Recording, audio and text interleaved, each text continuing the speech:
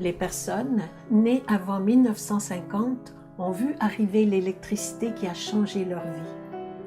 Le fanal et le poêle à bois ont été facilement mis de côté au profit de la commodité et de la sécurité de l'électricité. Ce sont les changements socio-économiques de l'après-guerre qui ont favorisé l'électrification accélérée des campagnes. Le gouvernement du Plessis a établi un fonds de 12 millions de dollars et créé des coopératives d'électricité. De 1945 à 1955, l'électrification des fermes est passée de 19 à 90%. Dans les campagnes, cela a surtout permis une meilleure conservation du lait, entraînant un grand changement dans la production.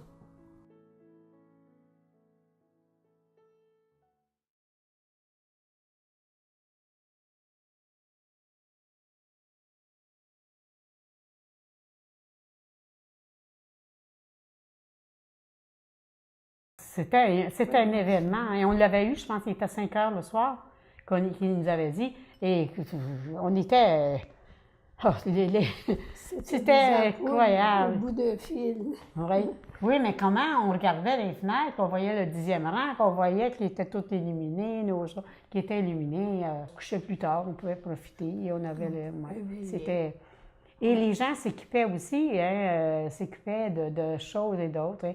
Le toaster, c'était dans les premiers, hein, le toaster. Le fer à repasser. Ouais. Le fer à repasser, c'était, je pense, les premiers instruments que les gens avaient, là, profitaient. Ouais. Hein.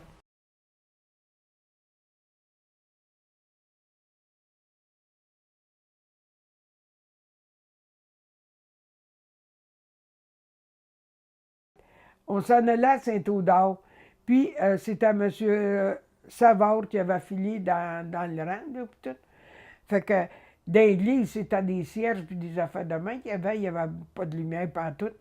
Fait que là, on s'en va à messe de minuit. Hey, comme on rentrait dans l'église, ça s'est tout illuminé, ça. Hey, si on trouvait ça beau, on était tous émerveillés. On s'en revient. On dit, maman, elle a allumé des lampes à Aladdin.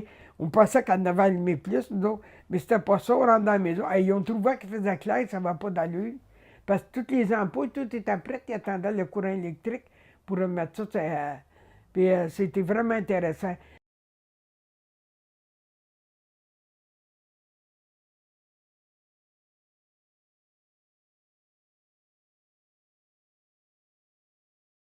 Ma mère était très contente, ça je le sais, quand on y est retourné, on disait à ma mère, oh, la lumière, puis ma mère était assez fière de ça, là. Oh, oui, c'est arrivé un bon bout de temps après que j'étais partie de la maison.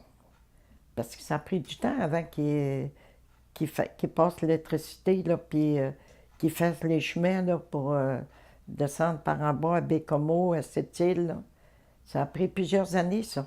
Ma mère a eu le téléphone longtemps après. Non, nous autres, il y avait une famille en face de chez nous, là. La madame était très bonne pour nous autres. S'il y en a un qui se blessait, c'est elle qu'on appelait, puis qui amenait arranger sa plaie, puis il y avait toujours quelqu'un qui se faisait mal. Puis c'est elle qui venait, puis elle était vraiment bonne envers nous autres. Puis elle avait le téléphone, parce que son frère, il faisait le taxi. C'est avec lui qu'on voyageait de Saint-Fidèle à Malbaie, puis on prenait le train, aller jusqu'à Québec, puis on prenait le train pour aller jusqu'à Montréal.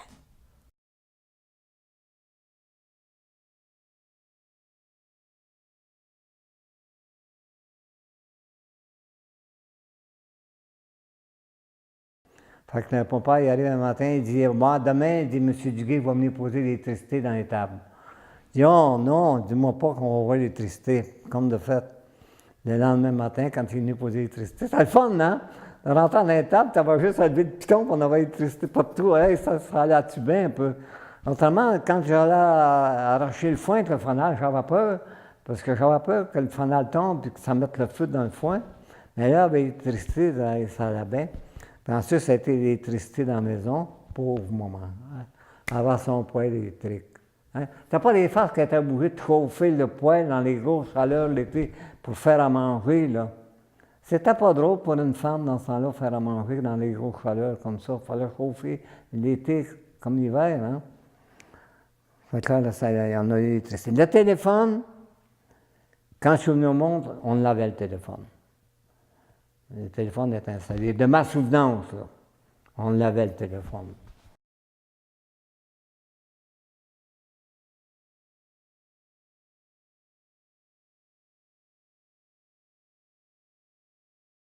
Les premières radios qu'on avait, là, il y avait une petite batterie.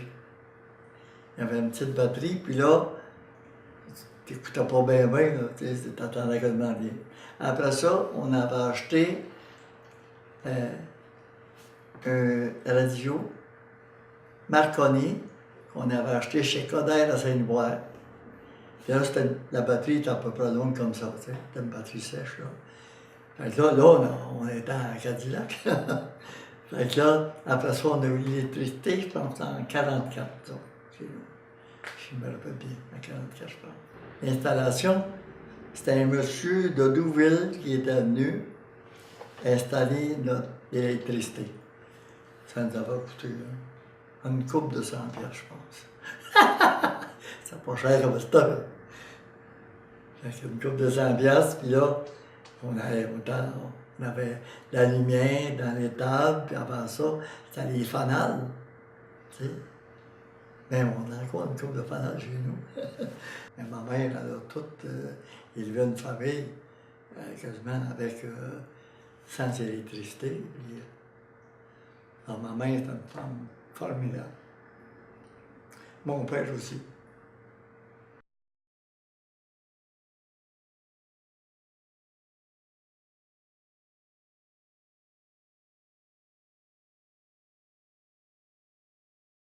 L'électricité est arrivée en 1947. Ça a aidé beaucoup à moderniser la ferme. Ça a changé beaucoup. Ça a changé. On avait l'eau courante. On avait un refroidisseur qu'avant, il fallait amener tous les aliments au sous-sol, à la cave, sur la terre, et puis dans le puits. La viande, elle descendait ça dans le chaudière, dans le puits, avec un rouleau, comme on dit, un câble pour aller chercher, le descendre et aller le chercher. Et puis, après l'électricité est arrivée, bien là, ça a changé de tout. C'est la chambre de bain, c'est la toilette. Autrement, mais c'était l'été, c'était la bécasse, et puis l'hiver, c'était la chaudière. Hein. Le lavage, bien, ça se faisait avec un moulin qu'on brassait à la main. C'est ça que ça se faisait. Et puis, quand après ça, bien, il y avait son moulin électrique qui brassait tout seul. C'était un gros avantage. Ça a aidé beaucoup aux personnes, aux familles qui ont pu s'en procurer. C'est pas toutes les familles qui ont pu se procurer tout ça là, au début de l'électricité, parce que dans ce temps-là, l'argent était rare, et puis plusieurs familles, comme on dit, ils pensaient à manger avant d'avoir... il y avait l'électricité, mais juste la lumière, hein, avant d'avoir l'équipement qu'il fallait pour se donner du confort.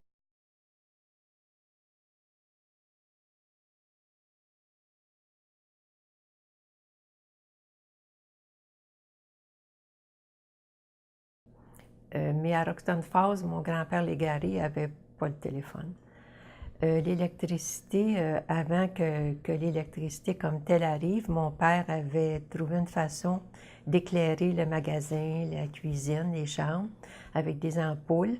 L'énergie était produite à même un éventail, un moulin à vent. Par grand vent, c'était comme autosuffisant. Puis sinon, il avait installé une série de batteries d'automobiles qui étaient connectées entre elles. Et je ne saurais pas expliquer ce qui se passait, mais ça marchait.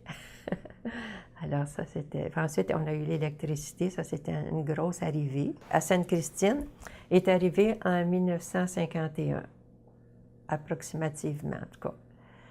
Puis, on a acheté presque au même moment une télévision qu'on a installée dans le magasin. La photo est dans le livre de Sainte-Christine. Pour ce faire, on a enlevé de la marchandise comme 2 pieds par 3 pieds. Puis on a installé la télévision sur une tablette. Puis le magasin s'est transformé en petite salle de cinéma, particulièrement le mercredi soir, le soir de la famille Plouffe et de la lutte.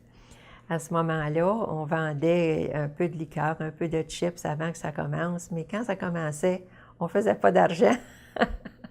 Il y avait des grands bancs dans le magasin, on apportait des chaises, puis tout le monde écoutait ça religieusement. C'était heureux, c'était plaisant. La télévision est restée longtemps dans le magasin. On a regardé les parties de hockey aussi, comme ça, oui.